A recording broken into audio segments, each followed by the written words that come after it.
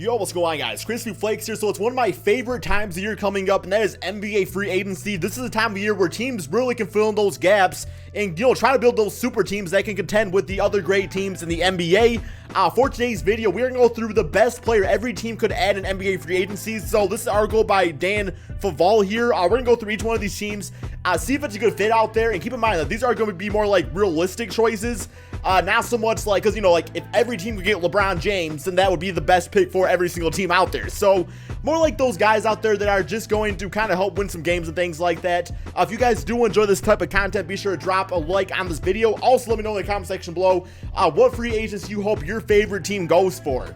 So, here we go. The first one we have is the Atlanta Hawks getting restricted free agent Aaron Gordon, I should say, and that's actually a really good fit, just because they have the top 3 pick in the 2018 NBA draft.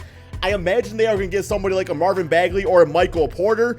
Hopefully Michael Porter, I would say, because then all of a sudden your lineup is probably looking like Dennis Schroeder, Taurean Prince, Michael Porter, Aaron Gordon, and then probably John Collins at the center position, although he would need to strengthen up a little bit to play center. He's actually more of a power forward. But yeah, Aaron Gordon, a nice young piece. Would that make this Atlanta Hawks team like a playoff team? Probably not, but 3 or 4 years down the road, this team's setting pretty out there, man. So yeah, absolutely love that idea of Aaron Gordon to the Atlanta Hawks. Next up, we have the Boston Celtics getting Ersan Ilyasova. So Ilyasova was actually a really big piece for the Philadelphia 76ers when he was picked up by them.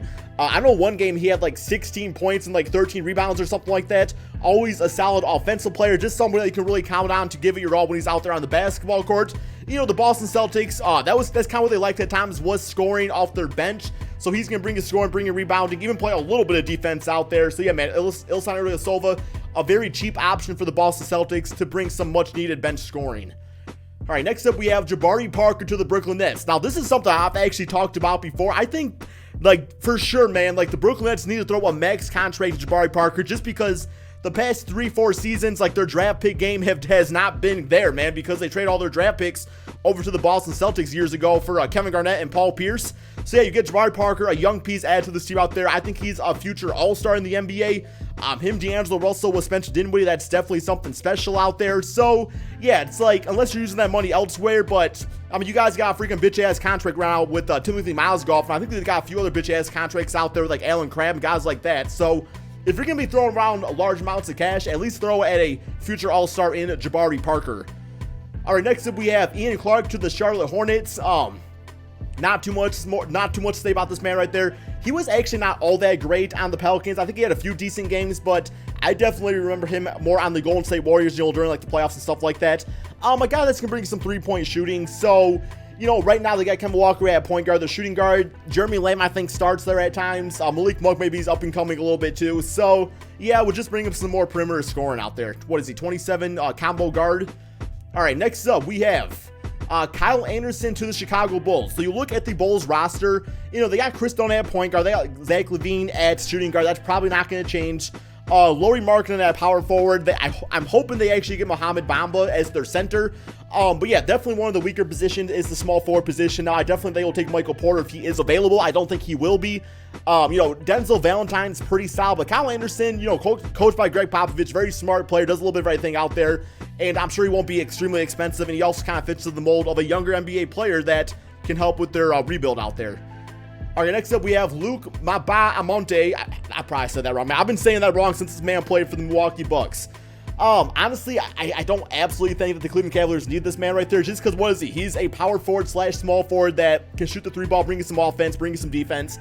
He's essentially what Jeff Green is for them. So maybe if Jeff Green decides to go somewhere else or maybe retire or something like that, then yeah, he would be a good replacement for that out there. He was a big piece for the Houston Rockets, but yeah, I feel like he's similar to some of the other players they already have on that team. As far as their front court goes, they still got Larry Nance out there, so okay, yeah, if you sign with them, I'm sure they'll definitely fit him into the puzzle somehow. I don't think he's extremely crucial, though, to their squad out there. All right, next up, we have the Dallas Mavericks. Okay, so this is a big sign right there in getting DeMarcus Cousins. Yeah, the Dallas Mavericks, Dirk Nowitzki after this upcoming season is going to be retiring. He's no longer an all-star. Obviously, he's 45 years old. Not that old, but y'all know he's older out there.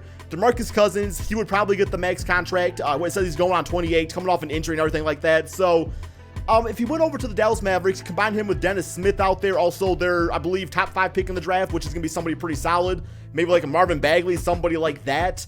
And then all of a sudden, it's like, yeah, the Dallas Mavericks, they could definitely be knocking on the playoff doors, assuming DeMarcus Cousins comes back and plays like an all-star yet again. I mean, he was putting up crazy numbers before that Achilles injury. So that would be a big-time steal or big-time player to get by the Dallas Mavericks.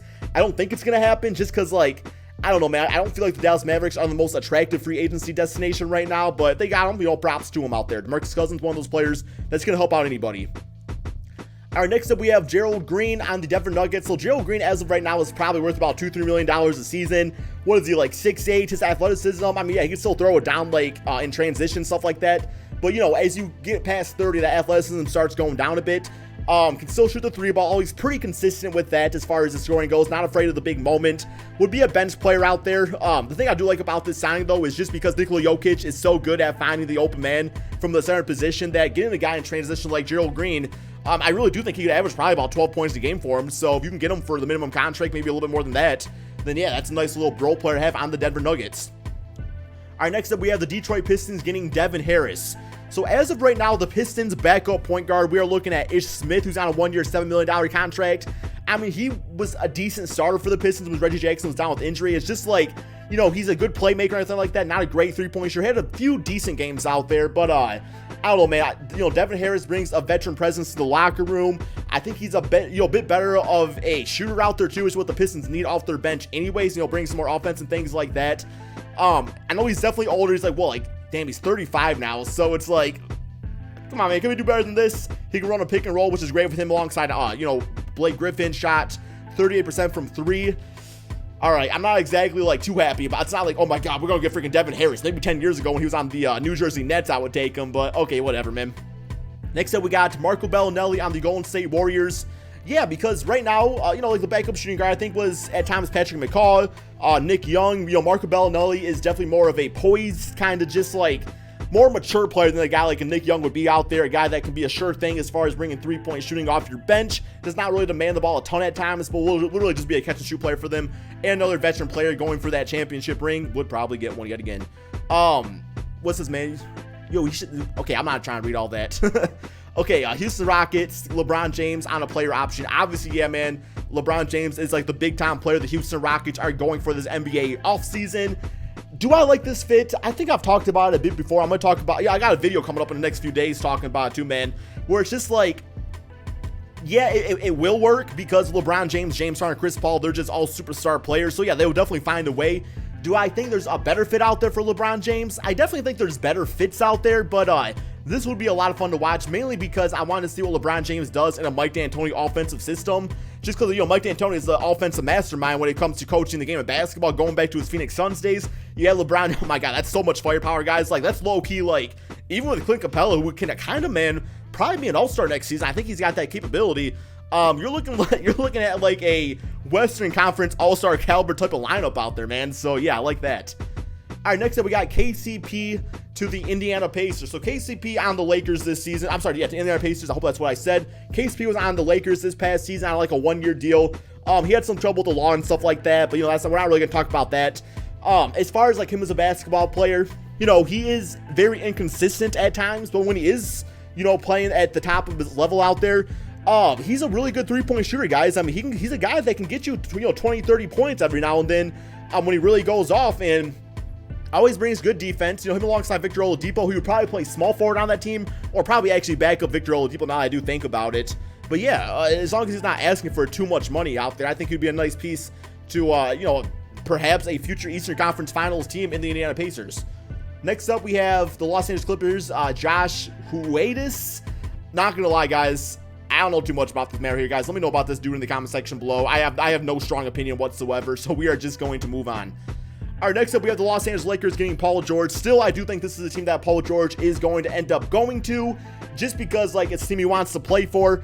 I give it the 52% edge to the Lakers with a 48% chance of him actually going back to the OKC Thunder. He is the scoring all-star this team does need out there. He is the player that is going to help attract other all-star and superstar free agents to the Los Angeles Lakers. I do hope this happens. Him and Lonzo Ball, Kyle Kuzma, Brandon Ingram will be a ton of fun to watch.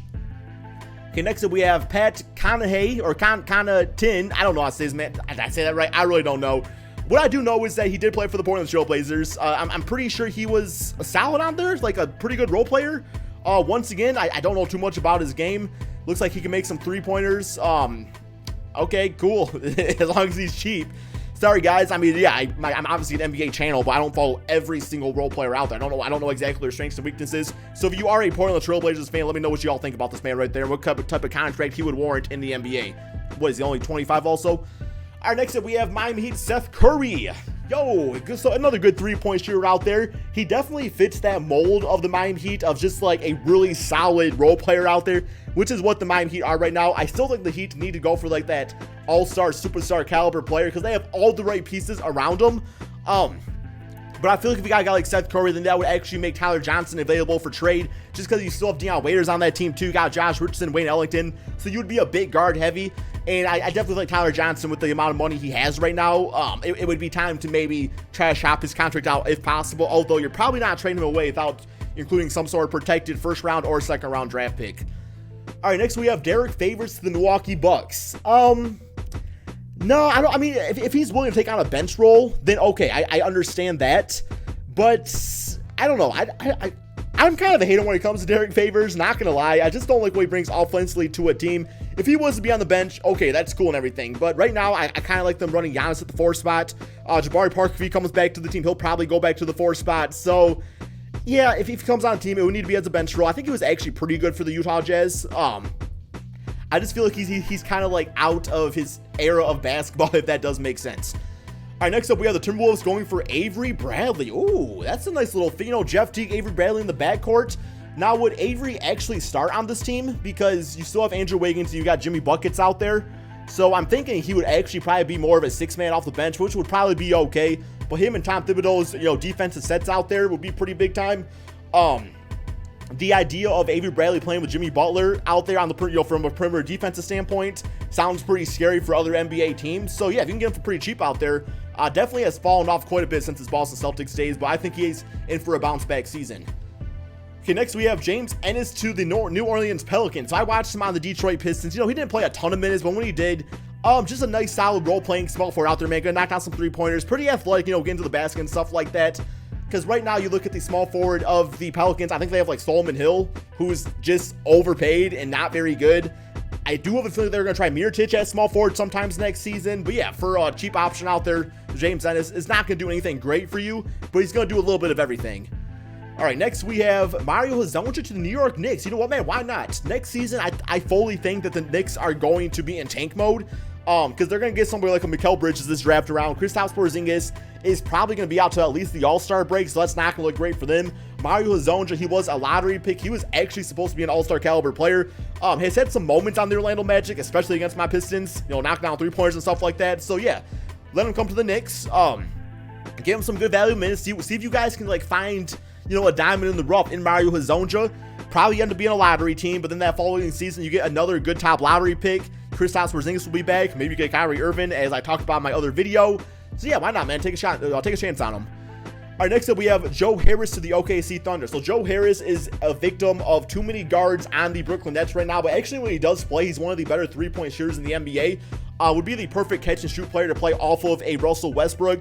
Outside of shooting 3-pointers, not going to do too much more out there. So once again, a cheap option, a nice 3-point shooter. Those are always valuable to have in the NBA. Looks like he shot about 42% from 3. Okay, we got Fred VanVleet on the Orlando Magic. He is a restricted free agent. Fred VanVleet, one of the best 6-man players in the NBA on the Toronto Raptors last season. Put him on the Orlando Magic and give him a chance to start out there. I personally don't think he's going to be a great starting point guard in the NBA. I think he'll be a decent player, but he's not going to be like a Stephen Curry or Russell Westbrook. I personally actually like him as a backup on a championship contending team, but the Magic will probably throw him like a $25 million contract or something like that. And hopefully he does something for them because it's about time they get themselves a good point guard. All right, next we have Philadelphia 76ers. Once again, LeBron James being listed on there, the big-time free agent they are going for. And once again, man, I feel like I'm being a dead horse right here talking about LeBron James on the 76ers. Him and Ben Simmons, both similar caliber players out there when it comes to their play styles. They'll still work it out. Both very smart basketball players, very high basketball IQs. Would be fun to watch. I don't know if he's going to go there or not, though. But if he does, I'm definitely going to be watching. All right, next up, we got Clint Capella for the Phoenix Suns. I don't really see the Houston Rockets letting go of Clint Capella. Now, if the Phoenix Suns were able to nab him up, then all of a sudden it's like that team's probably drafting Luka Doncic, and you're looking at Luka and also Devin Booker in your backcourt. You know, Clint Capella, only 24-25, big-time rebounder, a guy that can really run the pick and roll, probably off Luka a lot too. But at the same time, I kind of want to see the Phoenix Suns go for DeAndre Ayton, although I think Ayton could probably play power forward if needed. Not an absolute optimal fit for him. So, you know, Clint Capella, if you're able to get him, sure, why not? Then you can use that draft pick elsewhere. We got Omuri Caspi on the Portland Trailblazers. Okay, sure, why not, man? Add another three-point shooter to space out the floor, you know, off penetration for CJ McCollum and also Damian Lillard. He's a bit old at this point. Thing about the Portland Trailblazers is they have so much money tied up right now that they don't really have a lot of other options free agent-wise. So if you get a nice three-point shooting veteran, Omuri Caspi, sure, man, he'd be a good fit for him.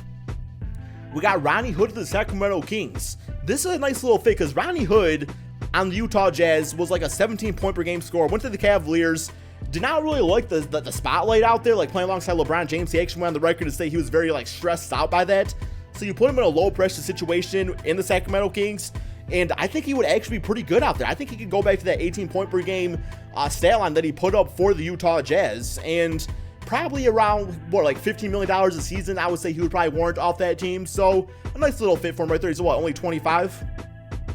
We got Will Barton on the San Antonio Spurs. So he's a 6'6" shooting guard, very good perimeter scorer out there, very good at getting to the basket. I love watching him on the Denver Nuggets.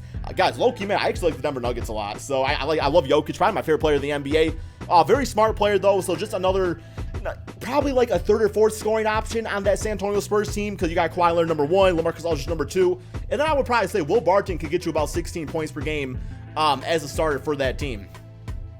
All right, we got Vince Carter back to the Toronto Raptors. That would just be fun to watch. I mean, yeah, he's going to be like 41, so put him back on a team that he was once great on.